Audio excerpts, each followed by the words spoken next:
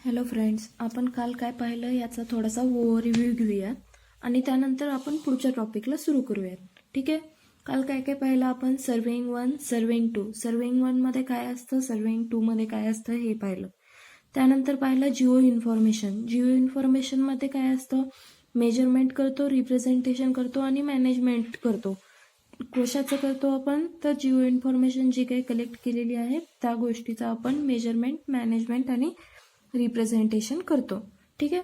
सर्वेइंगच्या आपण डेफिनेशन पाहिलं, त्यानंतर त्याचे ऑब्जेक्टिव्ह पाहिले, प्रिलिमिनरी डिव्हिजन पाहिलं. प्रिलिमिनरी डिव्हिजनमध्ये कुठले कुठले प्रिलिमिनरी डिव्हिजन पाहिले? प्लेन सर्वेइंग आणि जिओडेटिक सर्वेइंग. त्यानंतर आपण पाहिलं classification of surveying. Classification of surveying कुठल्या कुठल्या ह्याच्यावर पाहिलं? फंक्शनल बेसिसवर आपण क्लासिफिकेशन पाहिलं. फंक्शनल बेसिसवर जर क्लासिफिकेशन पाहायचं म्हणलं तर काय कोणकोणते टाईप होते? Control surveying, topographical surveying, cadastral surveying, engineering surveying, mine surveying, then hydrographic surveying, astronomical surveying and geological surveying. हे कशाचे टाईप होते? फंक्शनल बेसिसवर. जर आपण बेस्ड ऑन इन्स्ट्रुमेंट घेतलं तर ते कुठले टाईप पडतात? Chain survey, compass survey, levelling, plane table, theodolite, tachometric, photogrammetric आणि ईडीएम सर्वे. हे म्हणजे कशाचे? इन्स्ट्रुमेंटच्या बेसिसवर. हे पाहिलं. त्यानंतर आपण काय पाहिलं? Principle of plane surveying. Principle of plane surveying कोणकोणते असतात? Working from whole to part, म्हणजे एका मोठ्या गोष्टीकडून छोट्या पार्टपर्यंत आपण त्याचं काम करणार. छोट्यापासून मोठ्याकडे नाहीच जाणार, मोठ्यापासून छोट्याकडे येणार. ठीक आहे. आणि सेकंड कुठला होता? Location of point by measurement from 2 points of reference. म्हणजे काय? कोणतेही 2 पॉइंटचे रेफरन्स घेऊन आपण त्या डायग्रामबद्दल सर्व इन्फॉर्मेशन कॅल्क्युलेट करू शकतो किंवा त्या डायग्रामला प्लॉट करू शकतो. जर समजा आपल्याला एखादा अँगल दिलेला आहे आणि एक डायमेन्शन माहिती आहे, त्यानुसार आपण अदर साईड्स प्लॉट करू शकतो. किंवा आपल्याला 2 साईड्स माहिती आहेत तर चेन सर्वेचा यूज करून आपण त्या प्लॉट करू शकतो. किंवा आपल्याला 2 अँगल माहिती आहेत तर आपण डिस्टन्सेस कॅल्क्युलेट करून ते आपण प्लॉट करू शकतो. ठीक आहे. हे झाले प्रिन्सिपल ऑफ सर्वेइंग. नेक्स्ट काय पाहिलं आपण? स्केल. स्केलमध्ये आपण पाहिलं होतं क्लासिफिकेशन ऑफ स्केल. त्यामध्ये कुठले? लार्ज स्केल, मीडियम स्केल आणि स्मॉल स्केल. सेकंड नंबरचं होतं रिप्रेझेंटेशन ऑफ स्केल. स्केलला आपण कशा प्रकारे रिप्रेझेंट करतो? इंजिनियर स्केल असेल तर कसं रिप्रेझेंट करतो? तर त्यानंतर पाहिलं रिप्रेझेंटेटिव्ह फॅक्टर. रिप्रेझेंटेटिव्ह फॅक्टरमध्ये काय असतं? लार्ज डिनॉमिनेटर असेल तर स्मॉल स्केल आणि स्मॉल डिनॉमिनेटर असेल तर लार्ज स्केल. नंतर पाहिलं ग्राफिकल स्केल. ग्राफिकल स्केलचा आपण कसा यूज करू शकतो सर्वेइंगमध्ये ते पाहिलं. आपण जर जे काही आपले लॉजिकल कॅल्क्युलेशन असणार आहेत, न्यूमरिकल कॅल्क्युलेशन असणार आहेत, त्यानुसार जर कुठली व्हॅल्यू काढायची म्हणली तर आपण काढू शकतो. पण जर एखादा मॅप श्रंक झाला आहे तर त्या टायमाला आपण ग्राफिकल स्केलचा यूज करून तो श्रंक मॅपची ॲक्च्युअल लेंथ कशी कॅल्क्युलेट करू शकतो हे आपल्याला नेक्स्टमध्ये पाहायचं आहे. पण ग्राफिकल स्केलचा हा फायदा होतो. ठीक आहे. थर्ड होतं types of scale. Type of स्केलमध्ये काय पाहिलं? प्लेन स्केल, डायगोनल स्केल आणि कॉर्ड स्केल याबद्दलचं आपण पाहिलं. आता आजचा आहे चौथा टॉपिक. चौथा टॉपिक कोणता? Use of vernier scale. Use of vernier स्केलमध्ये काय असतं? व्हर्नियर म्हणलं की लिस्काउंट येणार. लिस्काउंट कसा आपण कॅल्क्युलेट करतो? तर difference in length of 1 division on main scale and 1 division on vernier scale. म्हणजे एक डिव्हिजन घ्यायचं मेन स्केलवरचं आणि एक डिव्हिजन व्हर्नियर स्केलवरचं. ह्या दोघांचा डिफरन्स घेतला तर आपल्याला काय मिळतं? लिस्काउंट मिळतो. ठीक आहे. आता त्यामध्ये कुठले कुठले टाईप पडतात? व्हर्नियरचे खरं तर म्हणलं तर 5 टाईप पडतात. कोणकोणते? Direct vernier, retrograde vernier, extended vernier, double folded vernier आणि डबल व्हर्नियर. हे 5 टाईप आहेत. तर त्या 5 टाईपपैकी पहिला टाईप आता आपण पाहूया. ठीक आहे. Direct vernier. डायरेक्ट व्हर्नियरमध्ये नेमकं काय असतं? डायरेक्ट व्हर्नियरमध्ये आता समजा ही मेन स्केल आहे आणि मेन स्केल ज्या साईडला प्रोलॉंगेट असते आणि ही व्हर्नियर स्केल आहे. व्हर्नियर स्केल ज्या साईडला प्रोलॉंगेट होते त्याच साईडला मेन स्केल पण प्रॉलॉंगेट होते. म्हणजे मेन स्केल ज्या डायरेक्शनला आहे त्याच डायरेक्शनला व्हर्नियर स्केल पण इन्क्रीज होत आहे. दोन्ही सेम डायरेक्शनला आहेत. तर डायरेक्ट व्हर्नियरमध्ये काय असतं, n-1 division on main scale matches with n division on vernier scale. त्यानुसार आपण काय लिहू शकतो, n-1 into s is equals to n into v. त्यानुसार आपण काय काढलं, v ची व्हॅल्यू काढली. कोणत्या टर्ममध्ये, v is equals to n-1 into s divide by n. ही झाली v ची व्हॅल्यू. पण आपण लिस्ट काढायचं म्हणलं तर लिस्ट काय होता, 1 division on main scale and 1 division on vernier scale. या दोघांचा डिफरन्स घेतल्यानंतर आपल्याला काय मिळतं, लिस्ट काउंट मिळतो. समजा आता मेन स्केलचं जे काही आहे मेन स्केलचा जो डिव्हिजन आहे 1 डिव्हिजन, तो समजला यस आहे आणि व्हर्नियर स्केलचा डिव्हिजन समजला व्ही आहे. आपल्याला व्ही ची व्हॅल्यू काढलेली आहे आपण इथे. तर काढूयात मग यस मायनस व्ही केल्यानंतर आपल्याला लिस्ट काउंट मिळाला. ह्याच टर्मला कॅल्क्युलेट केल्यानंतर आपल्याला काय व्हॅल्यू मिळाली, यस बाय एन.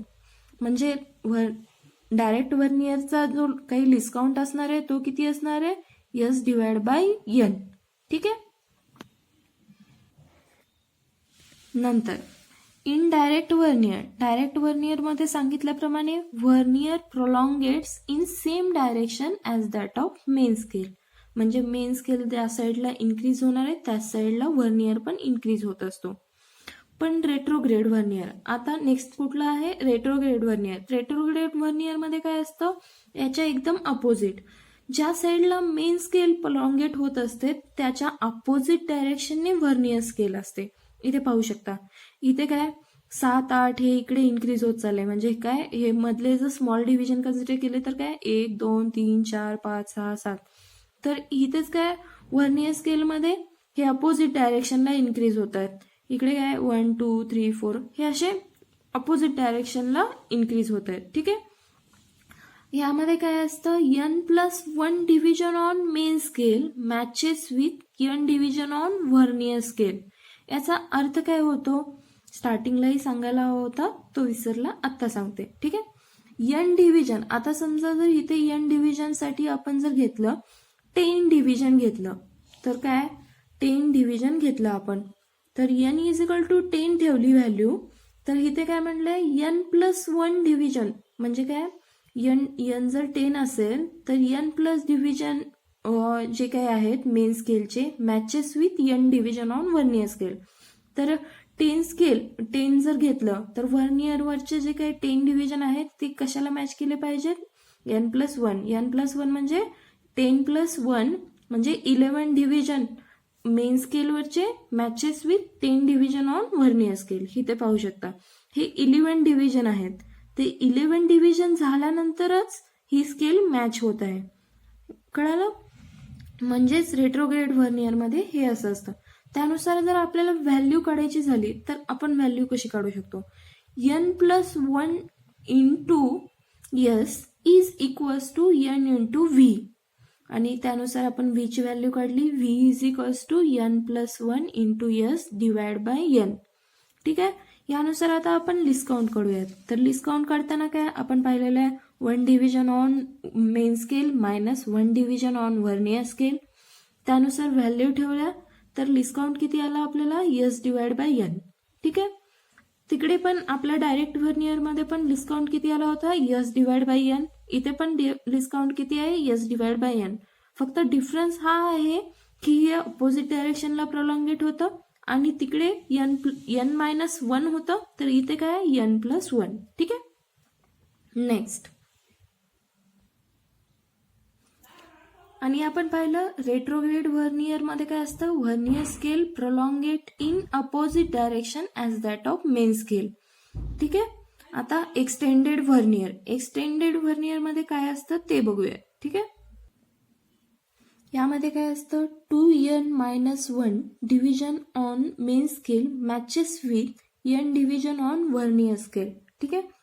यानुसार आपण व्हॅल्यू काढली, 2n-1 into yes is equals to n into V.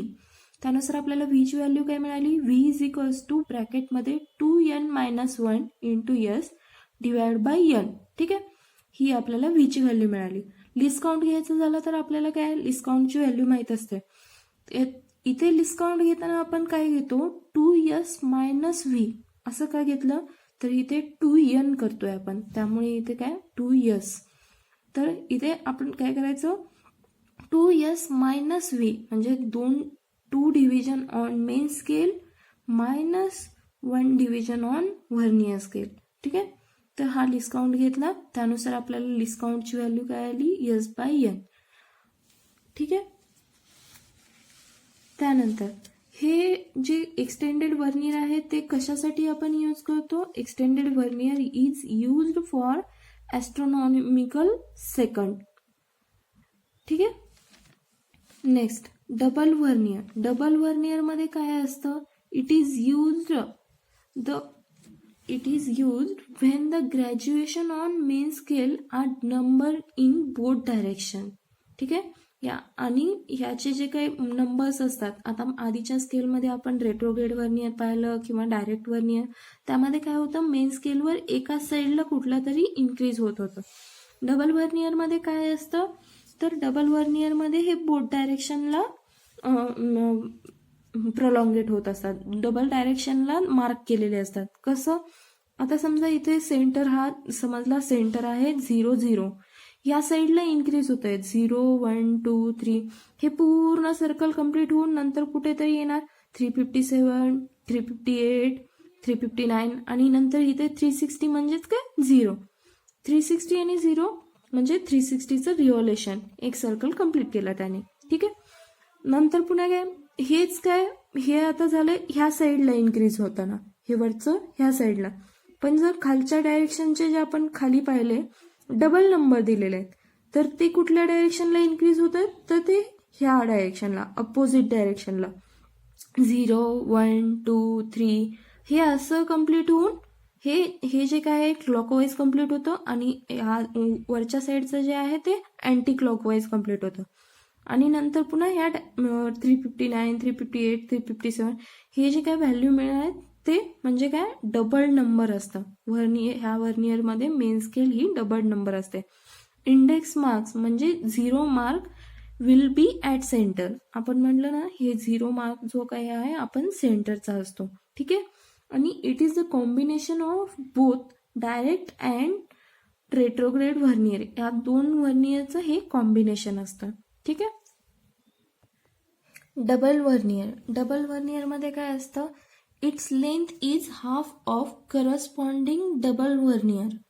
म्हणजे काय, ह्याची जी लेंथ असते ती हाफ ऑफ डबल व्हर्नियर म्हणजे डबल व्हर्नियरच्या हाफ असते. आणि कशामुळे असते, तर इकॉनॉमी ऑफ स्पेस असल्यामुळे काय असतं, डबल व्हर्नियरच्या हाफ लेंथ आपण डबल फोल्डेड व्हर्नियरमध्ये असते. ठीक आहे, तर त्यानंतर पुन्हा error due to wrong scale. तर आता आपण स्केल पाहिली, तर स्केल जर आली तर त्या टायमाला समजा आपल्याकडे रॉंग स्केल असेल तर त्याला करेक्ट लेंथ कशी फाइंड आउट करायची ते पाहूयात. आता इथे जी काही करेक्ट लेंथ करणार आहे, तर आपण जर आपल्याला RF माहीत असेल, रॉंग स्केलचा RF आणि ट्रू स्केलचा RF दोघांचेही RF आपल्याला माहीत असेल आणि मेजर डिस्टन्स माहीत असेल, तर त्यानुसार आपण लेंथ कशी कॅल्क्युलेट करायची, एरिया कसा कॅल्क्युलेट करायचा ते पाहूयात. ठीक आहे, करेक्टेड लेंथमध्ये काय असतं, RF of wrong scale divide by RF of true scale multiple by measure distance. हे यानुसार हा फॉर्म्युला ठेवला तर आपल्याला काय मिळते, करेक्टेड लेंथ मिळते. ठीक आहे, आता नेक्स्ट करेक्टेड एरियामध्ये काय, तर corrected area is equals to RF of wrong scale divide by RF of true scale ब्रॅकेटचा स्क्वेअर. ठीक आहे, ब्रॅकेटचा स्क्वेअर इनटू मेजर डिस्टन्स. हे जर असेल तर आपल्याला करेक्टेड एरिया मिळतो. ठीक आहे, याचे आपण प्रॉब्लेम नंतर बघूया, आधी सगळी थेअरी बघून घेऊया. त्यानंतर आपण ज्या टायमाला क्वेश्चन सॉल्व्ह करणार आहे त्या टायमाला ह्या सगळ्यांचे प्रॉब्लेम पण बघूया. ठीक आहे, next error due to shrinkage. आता जर समजा आपला एखादा मॅप आहे, तो काढून त्यानुसार आपल्याला कॅल्क्युलेशन करायचं आहे की ॲक्च्युअल एरिया काय आहे काय नाही. तर त्यासाठी आपल्याला श्रिंकेज, तो जो काही मॅप आहे, आता समजा आपण एक मॅप घेतला, त्याचा एरिया आहे A×B असा एरिया आहे. तर A×B असा एरिया असताना आणि स्केल दिलेली आहे 1 centimetre is equals to 1 metre something.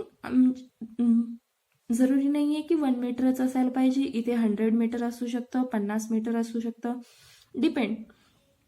तर त्यानुसार आपण सपोज स्केल कन्सिडर केली 1 centimetre is equal to 1 metre आणि एरिया दिलेला A×B. त्यानुसार आता आपल्याला काय सांगितलंय, हा मॅप आपण 10 वर्षाच्या नंतर रेफर करतोय कॅल्क्युलेशनसाठी. तर त्या टायमाला हा मॅप श्रंक झालाय आणि श्रंक कितीने झालाय त्याची पण स्केल आपल्याला माहिती आहे, किंवा याची डायरेक्ट लेंथ जर मेजर केली तर आपल्याला तो मॅप कितीने श्रंक झालाय हे कळतंय.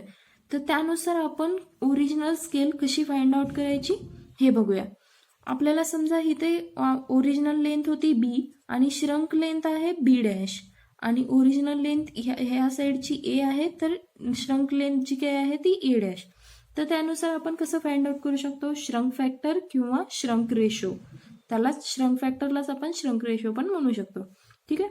Is equals to shrinkage length divide by actual length. म्हणजे आपल्याला श्रिंकेज लेंथ पण माहिती आहे, ॲक्च्युअल लेंथ पण माहिती आहे. त्यानुसार आपण श्रिंकेज फॅक्टर काढला. श्रिंकेज फॅक्टर आपण ओरिजिनल स्केलला मल्टिप्लाय केला की आपल्याला श्रिंकेज स्केल मिळून जाते. आपल्याला श्रिंकेज स्केल माहीत झाली आता. त्यानुसार कधी कधी क्वेश्चनमध्ये काय विचारतात, तुम्हाला श्रिंकेज स्केल विचारतात, किंवा कधी कधी काय विचारतात, आपल्याला श्रिंकेज स्केल न विचारता आपल्याला डायरेक्टली विचारतात करेक्ट डिस्टन्स आणि करेक्ट एरिया. तर त्या टायमाला कसं करायचं, करेक्ट एरिया काय असतो, measure distance divide by shrinkage factor. हे जर केलं तर आपल्याला करेक्टेड डिस्टन्स मिळून जातं. किंवा करेक्टेड एरिया कसा काढायचा, measure distance divide by shrinkage फॅक्टरचा स्क्वेअर करायचा, म्हणजे काय आपल्याला मिळतं, एरिया मिळून जातो. ठीक आहे. हे झाले स्केल बद्दलचे करेक्शन. आणि एरर जर आला तर आपण त्याला कसं फाइंड आउट करू शकतो ते. आता स्केल जनरली कुठल्या मॅपसाठी आपल्याला यूज करावं लागतात, तर कोणत्या मॅपसाठी कोणती स्केल यूज होती ते फक्त जस्ट पाहूयात. ह्या गोष्टी तुम्हाला लक्षातच ठेवायच्या आहेत. यासाठी तुम्हाला कुठली ट्रिक वगैरे असं काही नाहीये, तुम्हाला जसं तुमच्या सोयीनुसार वाटेल त्यानुसार लक्षात ठेवा. ठीक आहे. जिओग्राफिकल मॅपची स्केल काय असते, 1 centimetre is equals to 160 kilometre. Local मॅपची स्केल काय असते, 1 centimetre is equal to 5 to 25 metre. Cadastral मॅपची स्केल काय असते, 1 centimetre is equals to 10 metre to 50 metre. ठीक आहे. बिल्डिंगसाठी आपण स्केल काय यूज करतो, 1 centimetre is equal to 10 metre. Topographical मॅपसाठीची स्केल काय, 1 centimetre is equal to 2.5 kilometre. Forest map 1 centimetre is equals to 0.25 kilometre. Town planning 1 centimetre is equals to 50 to 100 metre. Mine survey असेल तर त्यासाठी आपल्याला scale काय, 1 centimetre is equal to 10 metre to 25 metre. आणि last preliminary survey of rail and roadways. रेल्वेसाठी किंवा रोडवेसाठी आपण preliminary सर्वे करतोय, तर त्या टायमाला किती, 1 centimetre is equal to 10 metre to 60 metre अशी ही स्केल यूज आपण करतो. हे झाले मॅपसाठीचे स्केल. आपण आधी पाहिलेले काही सर्वे पाहिलेले आहेत, टोपोग्राफिकल सर्वे, इंजिनिअरिंग सर्वे, कॅडेस्ट्रियल सर्वे. तर त्या सर्वेमध्ये कुठल्या स्केल यूज होतात किंवा काय रेंज असते ते पण पाहूयात. ठीक आहे. आपण नोट पॉइंटमध्ये लिहितोय, तर बघा, टोपोग्राफिकल सर्वे असेल, टोपोग्राफिकल सर्वेमध्ये जर पाहायचं झालं तर scale ranges from 1:25,000 to 1:10 lakh एवढ्यापर्यंत स्केल असते. ठीक आहे. आणि जर आपल्याला स्केल दिली असेल आणि विचारलं ह्या scale ranges from 1:25,000 to 1:10 lakh असा क्वेश्चन दिलेला आहे आणि त्यांनी विचारलं की हा कोणता सर्वे असेल, तर त्या टायमाला तो कोणता सर्वे असेल, टोपोग्राफिकल सर्वे. ठीक आहे. इंजिनिअरिंग सर्वेमध्ये आता त्यांनी 3 पार्ट केलेत. कुठले, बिल्डिंग वर्कसाठीची site plan and civil engineering work आणि town survey and highway work, ह्या असे 3 पार्ट केले. तर 3 पार्टसाठी आपल्याला डिफरंट स्केल दिलेले आहेत. बिल्डिंग वर्क असेल तर 1:50, 1:100, 1:200 या 3 स्केल आपण बिल्डिंग वर्कसाठी यूज करतो. साईट प्लॅनसाठी आपण कुठले यूज करतो? साईट प्लॅन किंवा सिव्हिल इंजिनिअरिंग वर्क जे काय असेल त्यासाठी 1:500, 1:1000, 1:100, 2050 सॉरी 1:1250, 1:2000, 1:2500. ठीक आहे. आणि टाउन सर्वे आणि हायवेसाठी काय यूज करतो? 1:1250, 1:2000, 1:2500, 1:5000, 1:10,000, 1:20,000 अँड 1:50,000 या स्केल आपण टाउन सर्वेसाठी यूज करतो. आता नेक्स्ट कोणता आहे? कॅडेस्ट्रियल सर्वे. कॅडेस्ट्रियल सर्वेसाठी कोणती स्केल यूज करतो ते बघूया.